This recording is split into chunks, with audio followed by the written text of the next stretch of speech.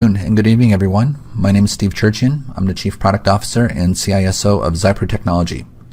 We're a global cybersecurity company headquartered in Southern California. Today, we're going to be discussing security contextualization and how we combat risk with actionable data. We'll discuss why context is important in today's cybersecurity world, what context is in its most molecular level, and some of the challenges that go along with not having context, and how we can apply context to keep up with current cybersecurity threats. A little bit about myself. I've been in the cybersecurity field for nearly 20 years. I started my career developing applications, both good and maybe ones that would be frowned upon today. I later moved into SOC management and training. I've also served as a CISO and a cybersecurity evangelist. And in my current role as Chief Product Officer, my main focus is threat detection, data privacy, and compliance for large multinational organizations. Plus, I get to work with some great new technology and play with some people might consider, air quotes, internet cop, and in a constantly evolving industry with some of the coolest people in the world. Okay, let's jump into it. It can take months or even years before a data breach is detected. Taking a look at some statistics from the Ponemon Institute's 2018 Cost of Data Breach report, it takes an average of 197 days to identify a breach. That's an average. That means someone is in your network, on your systems, in your applications, doing what they want, when they want, how they want it, for over 6 months before they're detected. And that is if they're detected. On the higher end of the spectrum, there are companies that have been breached for years before they realize it. For example, sources say the Marriott data breach occurred back in 2014, but it wasn't realized until 2018. The scale of that breach is still being evaluated, and it seems to be getting bigger and bigger and more impactful as more information keeps coming out. So why is this the case? Most companies have all of the data they need to detect a breach. All of the attacker's activities are in the audit files, log files, and other sources of data required by security frameworks, compliance policies, and other corporate mandates. Yet it still takes over 6 months to detect. It all comes down to the data. In 2019, data is being generated at a volume and velocity never seen before. All of these devices and applications are creating their own audit trails at a high rate of speed. Attackers know this. They know if they can be patient and hide their activity in the volume of data as innocuous user behavior, as everyday user activity, and make their activity look like your typical corporate user activity, chances are their activity is going to go undetected. It's becoming harder and harder for humans to search through all of that data, all of that log data, to find a needle in the haystack while more hay is being piled on. Another eye-opening statistic, half of the time it's not the company themselves that can identify the breach, yet they're sitting on all of the evidence needed to identify.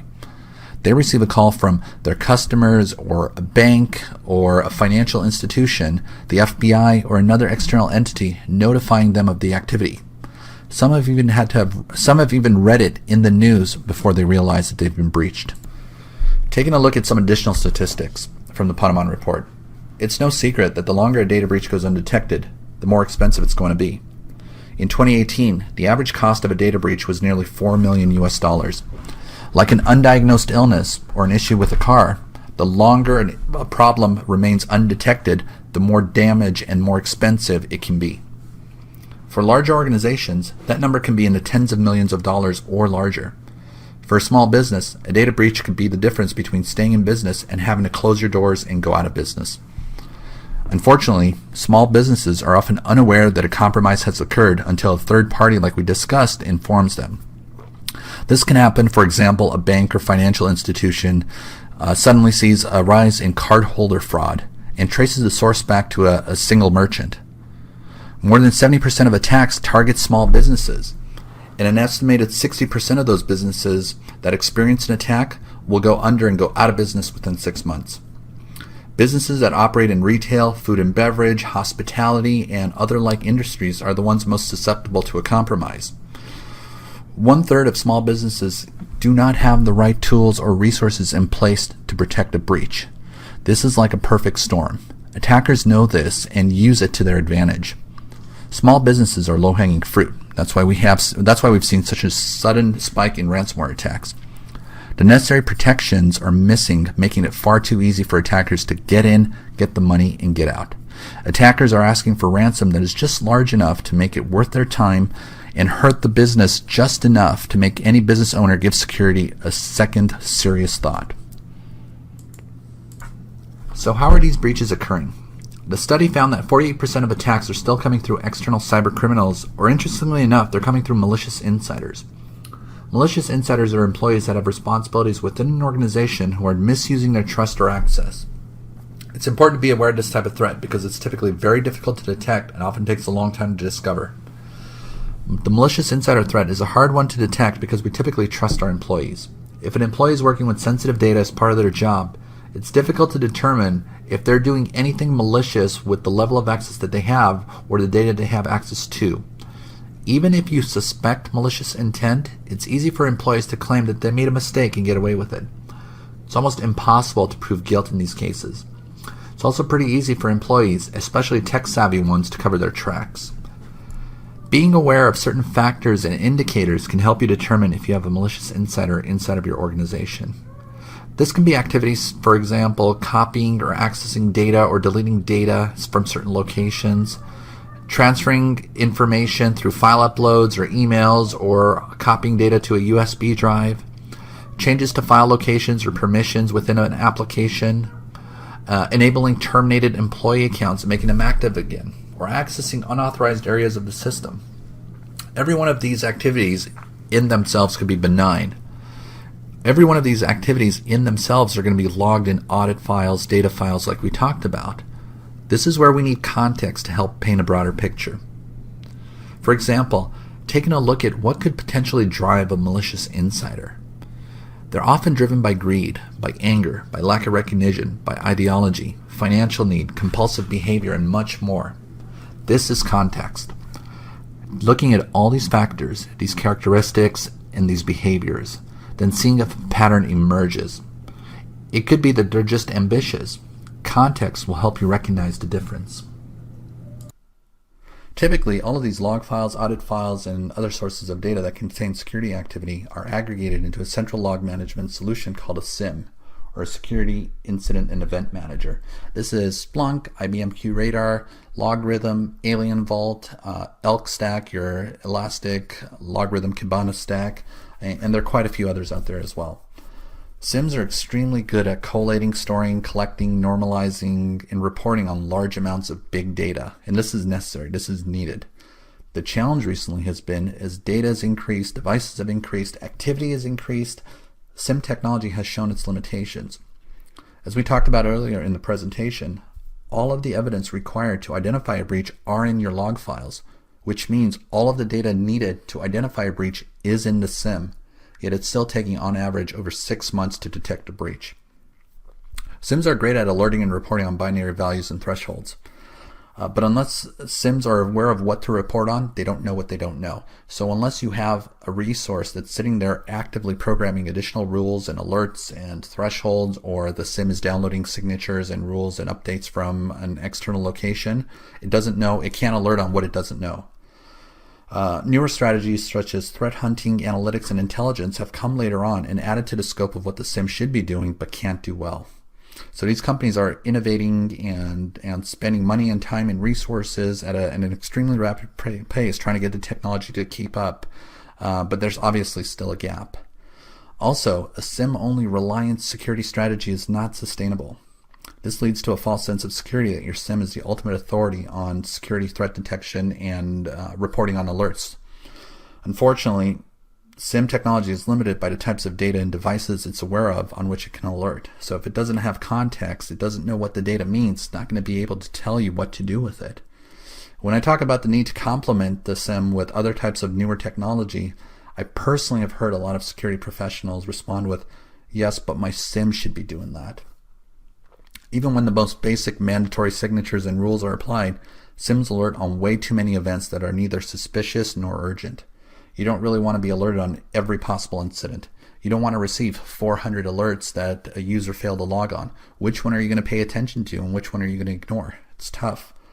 It is an impossible task to investigate all of them, so ultimately there would never be any progress.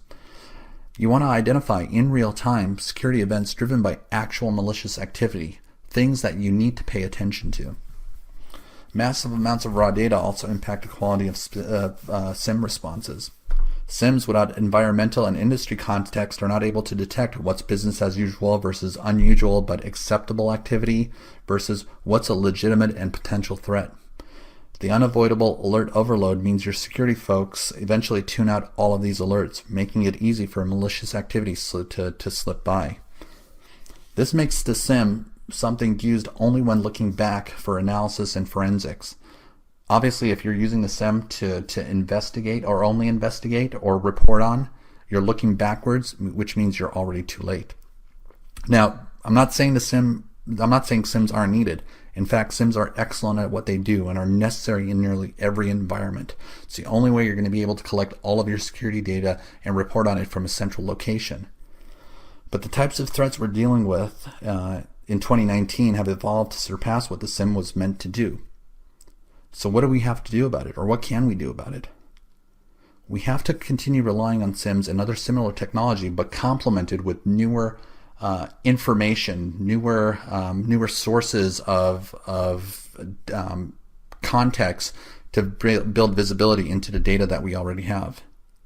So given the challenges we described, what's being done to address the gap? Over the last several years, a lot of innovation has gone into correlation technology. This is an area where solutions like Splunk excel at. Correlation takes two things and identifies a relationship between them. This can be in the same data stream, or it can be across disparate data silos.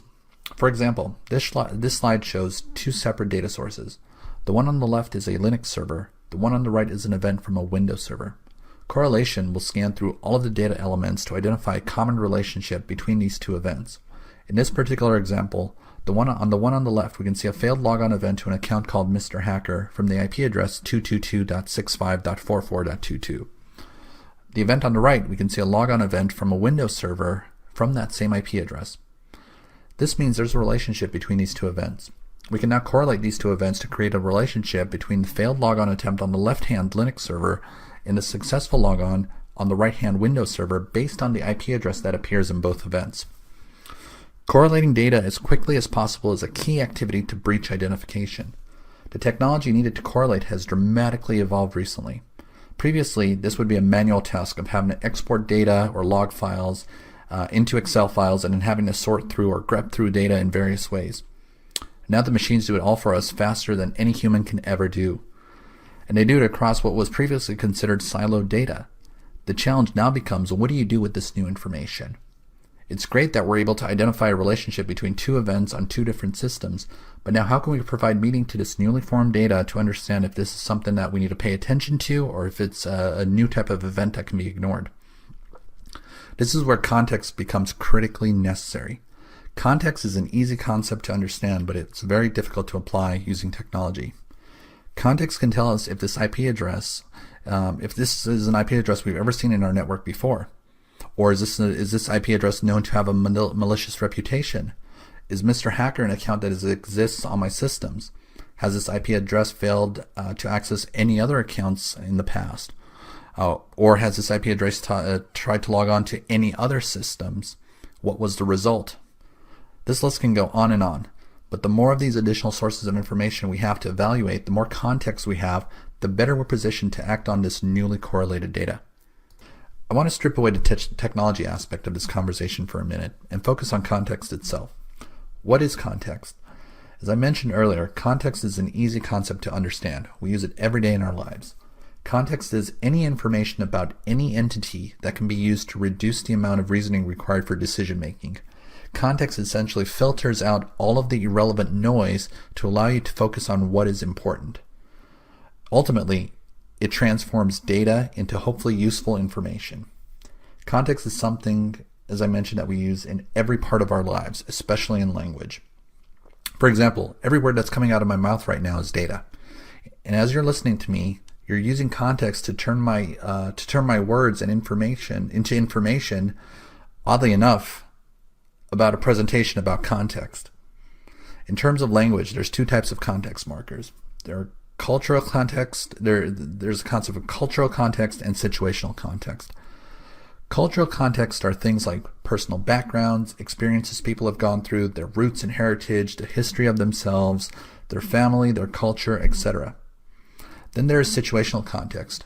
Who's involved in the conversation, the background of the participants and what they bring, the theme of the conversation itself, where the conversation is taking place. The combination of these two types of context markers is what's referred to as universal discourse. You know, based on the description of this presentation shared by the EC Council, that this is a security contextualization related presentation. At the start of this presentation, I introduced myself and gave a summary of my background. I mentioned I start off developing applications that may have been used for not so ideal purposes. This gives you an understanding that I may know what I'm talking about with regards to this topic, although some of the people that know me may beg to differ. I'm kidding. All of this information about myself, my experiences, and the description of the presentation give you context to apply to the words that are coming out of my mouth. This allows you to focus that these particular words have to do with security and contextualization. I want to use another example of context that shows up in our lives every day. I'm sure by now we're all familiar with those ads that show up in our Facebook feeds based on what we search for in Amazon or Google or another website. Although by now it feels like I can simply think of something and the ad seems to show up in my Facebook feed. That's scary. How do they know this, and how do they target me, Steve, directly? This is done by years and years of science going back to the Mad Men days. But now it's mostly based on data. Think about it. If you know nothing about your audience, it's extremely complicated, if not downright impossible, to market anything to them. That's why the importance of data can't be overstated. Big data is a term that's been thrown around a lot the last few years. And while artificial intelligence and machine learning are opening up even more avenues for data gathering, you need to understand that the value of data can only be measured around its usefulness. That's why the term intelligent data is a better way of looking at it. Using Facebook as an example, Mr. Zuckerberg knows how old I am, where I live, where I work, where I visit, who my family and friends are, what my hobbies are. Heck, he probably at this point knows more about me than I do. All of this information can be used to filter out things that are irrelevant to me, Steve, and to focus advertising on things that I would find interesting and get me to act or purchase. The more personal the experience becomes, the more inclined the person will be to engage with the ad. If I see an ad that says, "Hey Steve, check out these cool new fishing poles," I might take a click at that and see what's going on. Another example I like to point out is how we use Yelp. This weekend, me and my daughter went out to eat. I pulled up Yelp on my phone, and it listed about 30 restaurants around us. We were in the mood for barbecue, so I filtered out any restaurant that wasn't barbecue and wasn't of 4 or 5 stars. I found something within walking distance of where we were. We had a spectacular meal. In this example, the restaurants themselves are the data. The user reviews, the ratings, and the proximity to where I was is the applied context.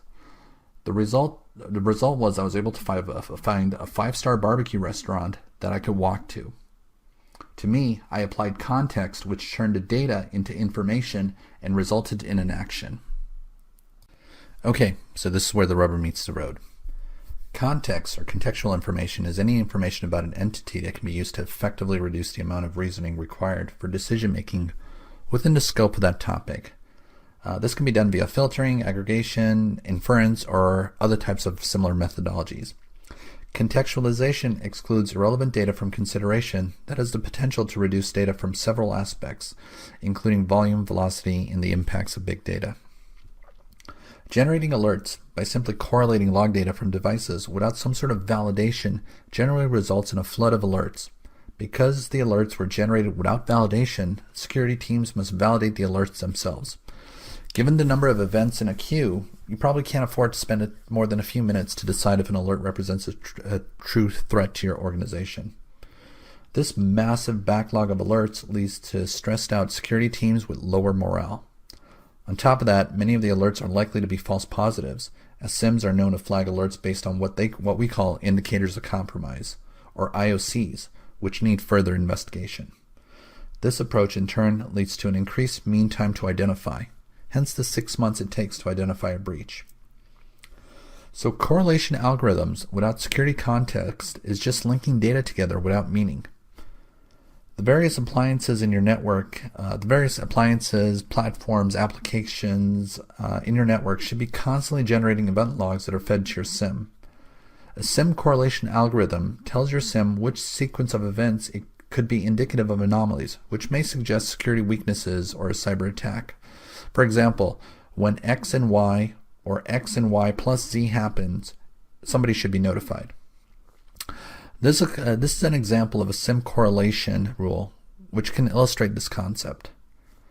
So we're trying to detect new DHCP servers that enter the network by watching for inside and outside connections, which use UDP packets, have port 67 as the destination, and have a destination IP address that isn't registered on our IP list. So we'll watch for UDP packets that are going in and out of our network. We'll see if those ports are targeting if those packets are targeting port 67 anywhere on our network, and then we're going to check out the destination IP address. This will generate an alert. This is pretty simple to do with correlation algorithms currently, as we're just looking for a sequence. What we want to do is apply context to this and understand what IP addresses are involved in this, what users are involved in this, what networks are involved in this. Has this activity happened over time or before? That will provide additional scope and understanding into this alert. Another more simplified example would be when it comes to failed logons. So what we want to do is monitor failed logons that are attempting to log in, trying different usernames from the same IP address, and we want to time box that within 15 minutes. So if we see 5 or more failed logons using different usernames to a single IP address within 15 minutes, followed by a successful logon, we want to send out an alert. Again, this is a sequence of events that can be done via correlation algorithms, but if we get a bunch of these, it's going to be hard to decipher which one is legitimate and could be a user who just forgot their username, which is very, very common. Or they forgot their password and they remembered their password and were able to log on, compared to somebody who's actually trying to brute force your network. Context and providing those additional sources of data to provide the context will filter out the noise and focus your energy on the types of events that you need to pay attention to. So what are the types of context that need to be considered? There's multiple types of context that can be applied, and the more you apply, the more intelligent your decision-making process can become. For example, there's the concept of internal context. This is contextual information about internal systems, for example, the system's business function, its importance, its location, what data and assets it houses. Context about internal systems help an analyst understand if the observed attack is even relevant to the target system, as well as help them prioritize the incident. For example, is this a potential attack against a production server, or is it a visitor on the guest network? Then there's external context. Given that only an IP address is included in most events, external context can help attribute who owns that IP address and its geolocation. Reputable threat intelligence companies are helpful in understanding more about the attacker, the attacker's intent, or if other organizations have been targeted. You can then correlate that IP address and understand if it's ever been used in any other attacks, if it's blacklisted, if it's known to be a malicious IP address. This is what adds context from an external sense. And then there's the context, and then there's the context of behavioral analysis. This is understanding how, for example, a system administrator or a database administrator is supposed to function in your environment. This is profiling a user over a given amount of time to understand what's normal for that user, for that group, for that system, to be able to identify what's not normal to them, and then applying that understanding to their activity. This can be based on historical patterns of behavior and associations of the systems, and account help corroborate if any observed activity is malicious or just normal user behavior. Incidents typically unfold over time, involve multiple data sources, and malicious users will attempt to live off the land as they pivot around your network. meaning they're going to try and attempt to hide within authorized activity. They're going to make their behavior look like innocuous user behavior. But ultimately, they're going to slip up and do something that your user is not accustomed to doing. This can be, for example, a user logs into their workstation every day. First thing they do is open up their Outlook. Second thing they do is open up their Chrome and go to 3 routine websites. Third thing they'll do is get up after 4 minutes, go get a cup of coffee. So their system sits idle for 10 minutes. And an attacker might do those 4 or 5 things, but might do it in out of sequence. Now we have an understanding of user behavior. We've profiled the user and understand what's normal to them, so we can identify what's not normal to them. This is applying context to events and sequence patterns that allow us to identify or separate the signal from the noise. So in summary, we need to tackle these modern security problems with modern solutions. Based on the volume and velocity of the data and the gap in technology, it's become far too easy for cybercriminals and malicious insiders to hide their activity in normal user behavior. SIEMs are a necessary first step to helping address the challenge, but we need correlation technology to piece the data together. This has still left us with a 6+ month mean time to identify. This is where we need to apply other newer, more complementary solutions. For example, other sources of information or context to transform our data into actionable information. We use context in nearly every part of our lives and businesses. Applying context to security should not be any different. This will help separate actionable data from the noise. Ultimately, contextualized data will help improve our decision-making process, which will help reduce operational costs by increasing the efficiency of our resources, all of which will reduce our mean time to identify a breach, allowing us to respond much faster to keep the impact and the cost associated with a breach down. So in short, I hope that was very helpful to get an understanding of what contextualization in the security world means. This is an area I can go on and on about. I'm very passionate about being able to refine data and make it very actionable. I've written plenty of articles and blogs, and I've done presentations at security events, and it's just something I enjoy talking about. If you want to hear more on this topic, please feel free, reach out, email me, follow me on Twitter, LinkedIn. I'm happy to follow up and provide more information and more insight on this. That takes us to the end of our presentation for today. I'll pause here and take an opportunity to take questions or any comments you may have. So thank you, everybody. I hope you enjoyed the content.